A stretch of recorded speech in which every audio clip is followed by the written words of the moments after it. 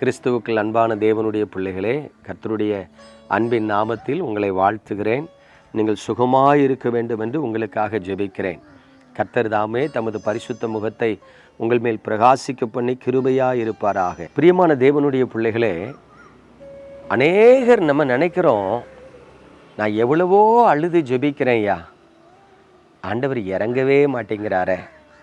கடந்த நாட்களில் ஒரு குடும்பத்துக்காக ஜெபிக்க போயிருந்தேன். அந்த குடும்பத்தில் பார்த்திங்கன்னா, அந்த பேர குழந்தை ஒரு குறிப்பிட்ட வியாதியினால் பாதிக்கப்பட்டு மருத்துவமனையில் சேர்க்கப்பட்டிருந்தாங்க. அந்த குடும்பமாக அழுகுறாங்க, அப்பா அம்மா அழுகுறாங்க, தாத்தா பாட்டி அழுகுறாங்க, கூட பிறந்த அந்த சின்ன பிள்ளைகளும் கண்ணீரோடு அழுறாங்க. ஏசப்பா இரக்கம் பாராட்டுங்கப்பா அப்படின்னு சொல்லி அழுறாங்க. அவர்கள் அழுகிறத பார்க்கும் பொழுது நமக்கே மனசு வேதனையாக இருக்குது. இப்படி ஒரு துயரத்தின் பாதையில் ஆண்டவர் நடத்துகிறாங்களே அப்படின்னு சொல்லி நானும் அவர்கள்ட்ட சில நல்ல வார்த்தைகளை சொல்லி, விசுவாச வார்த்தைகளை சொல்லி அவர்களுக்காக கொஞ்சம் போராடி ஜெபம் பண்ணிட்டு வந்துட்டேன். பிரியமான தேவனுடைய பிள்ளைகளே, மனிதர்களாகிய நாம் விரும்பப்படத்தக்காத பாதையில் நடத்தப்படும் பொழுது தேவனை சந்தேகிக்கிறோம். தெரியுமா? ஆண்டவர் ஏன் இப்படி கடினமாக நடத்துகிறாங்க? ஏன் இப்படி ஒரு துன்பத்தை அனுமதிக்கிறாங்க? ஏன் காணாதவரை போல இருக்கிறாங்க? நம்ம எவ்வளவு கூக்குரலிட்டு ஜெபிக்கிறோம், எவ்வளவு அழுது ஜெபிக்கிறோம், எவ்வளவு மன்றாடி ஜெபிக்கிறோம், ஆண்டவரிடத்துலேருந்து ஒரு இரக்கம் கிடைக்க மாட்டேக்கே அப்படின்னு நினைக்கிறோம். அப்படி தானே பிரியமானவர்களே? ஆண்டவர் கடின இருதயம் உள்ள தேவனே அல்ல. இயேசு கிறிஸ்து நேற்றும் இன்றும் என்றும் மாறாதவர். தேவன் மாறாதவர். அப்போ நல்லா கவனிங்க, தேவன் தம்முடைய அன்பில் மாறாதவர், தேவன் தம்முடைய பரிசுத்தத்தில் மாறாதவர், தேவன் தம்முடைய கிருபை அளிக்கிறதுல மாறாதவர்.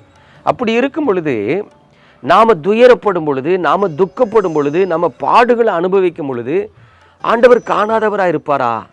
அவருடைய இருதயத்தை கடினப்படுத்துவாரான்னா கண்டிப்பாக மாட்டார். அவர் இரக்கம் செய்வார். அப்போ இரக்கம் செய்கிற தேவன் ஏன் இரக்கம் பாராட்டாமல் இருக்காருன்னா, அப்பந்தான் வேதம் சொல்லுது, நீங்கள் உங்களை உய்த்து ஆராய்ந்து அறியுங்கள். நம்மளை நாமளே ஆராய்ஞ்சு பார்க்கணுமா, நமக்குள்ளே என்ன பாவம் இருக்குது, நமக்குள்ளே என்ன குணப்படாத தன்மை இருக்குது. அப்படி ஆராய்ந்து பார்க்கும் பொழுது தான் தேவனுடைய இரக்கத்தை பெற்றுக்கொள்ள முடியும். இங்கே வேதம் அதைத்தான் மிக திட்டமாக சொல்லுது, இரக்கம் உள்ளவர்கள் பாக்கியவான்கள், அவர்கள் இரக்கம் பெறுவார்கள். ஒரு குறிப்பிட்ட கிராமத்துக்கு போயிருந்தேன். அந்த கிராமத்தில் ஒரு தாத்தா பயங்கரமாக கஷ்டப்பட்டுட்டு இருக்கிறத பார்த்தேன்.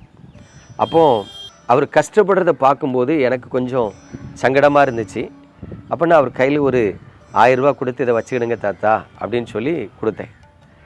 பாருங்கள், அவர் கொடுத்துட்டு வெளியே வரும்போது என் கூட ஒரு பிரதர் வந்தார். அவர் சொன்னார், என்னண்ணே டக்குன்னு 1000 ரூபாய்க்கு கொடுத்துட்டீங்க, அந்த மனுஷனை பற்றி உங்களுக்கு தெரியுமானே, பீடி குடிப்பானே, தம் அடிப்பானே, வீணா பணத்தை செலவாக்கிடுவானே, அவனுக்கு போய் ஒரு 1000 ரூபா கொடுத்துட்டீங்களே, ஒரு 100 ரூபா கொடுத்தானே அப்படின்னார். அப்போ நான் சொன்னேன், அவர் தம் அடிக்கிறத மட்டும்தான் நீ பார்க்குறா, அவர் எவ்வளோ பரிதாபமாக இருக்காருங்கிறத நீ பார்த்தியா? அவர் மனசில் என்ன வேதனையோடு இருந்திருக்காருங்கிறது நமக்கு தெரியுமா?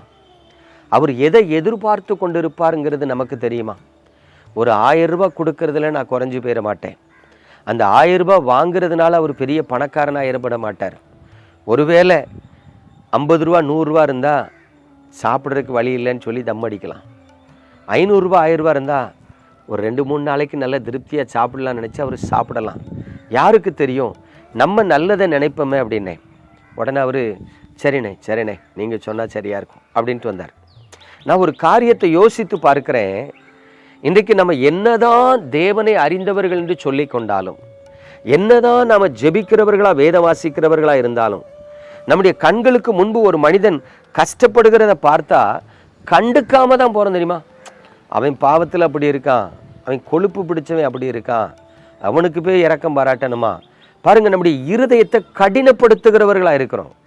பிரியமானவர்களே, இயேசு கிறிஸ்து சொன்னாங்க, 2 கற்பனை தான் புதிய ஏற்பாட்டில். ஒன்று, உன் தேவனாகிய கர்த்தரிடத்தில் முழு இருதயத்தோடும் முழு ஆத்துமாவோடும் முழு பலத்தோடும் அன்பு கூறணும். 2வது, ஆஸ் லைக் யூ, உன்னை போல பிறனை நேசிக்கணும். இப்போ யோசித்து பாருங்க, நம்ம ஐயா நல்ல பைக் வச்சுருக்கோம், கார் வச்சுருக்கோம், வீடு வசதி எல்லாம் இருக்குது, ஒரு கடனில் இருக்கும்.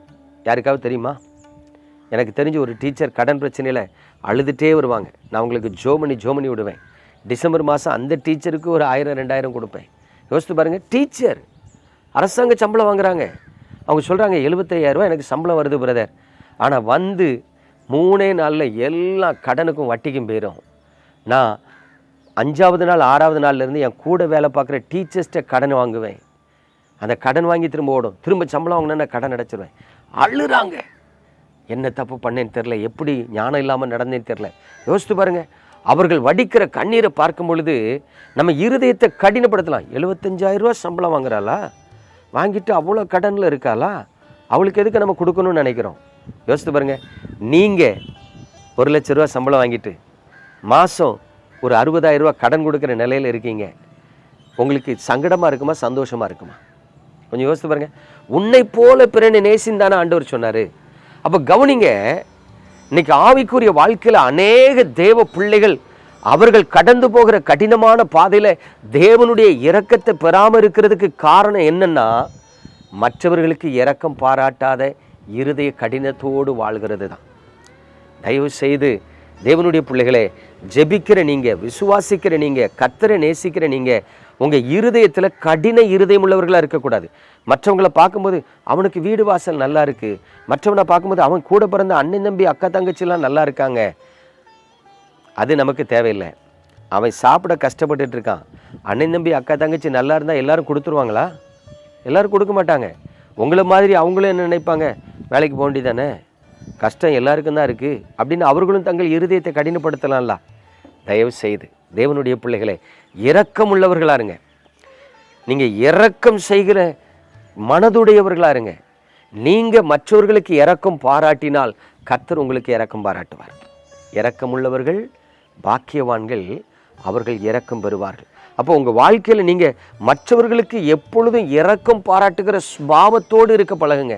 சிலர் சொல்லுவாங்க, சில நேரம் நம்ம ஏமாந்துட்டோன்னா பரவாயில்ல, நம்முடைய இரக்க குணத்தை ஒருத்தன் தனக்கு சாதகமாக பயன்படுத்தி நம்மளை ஏமாற்றிட்டு போகிறான், அவன் நல்லா இருந்துருவானாக்கும்?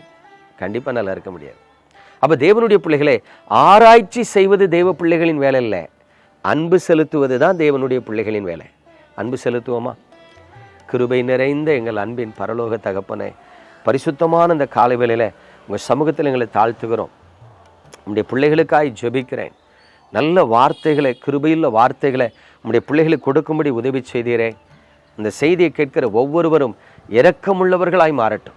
ஆமாண்டவரே, அவர்கள் வாழ்க்கையில் இரக்கத்தை பெற்றுக்கொள்ள அவர்களுக்கு இரக்கமுள்ள சுபாவத்தை கொடுக்க வேண்டுமாய் ஜெபிக்கிறேன். பரலோகத்தின் தேவனே, உம்முடைய பரிசுத்த நாமம் மகிமைப்பட நீங்கள் உம்முடைய பிள்ளைகளை நினைத்தருளுங்க. இந்த வார்த்தைகள் வெறுமையாய் திரும்பாதபடி உங்கள் நாமத்தை மகிமைப்படுத்தட்டும், உங்கள் சித்தத்தை செய்யட்டும், உம்முடைய ஜனங்களை கர்த்தருக்குள் உருவாக்கட்டும். இயேசுவே, இது நிமித்தம் உமது பிள்ளைகள் ஆசீர்வதிக்கப்பட்டிருக்க கிருபை செய்யுங்க.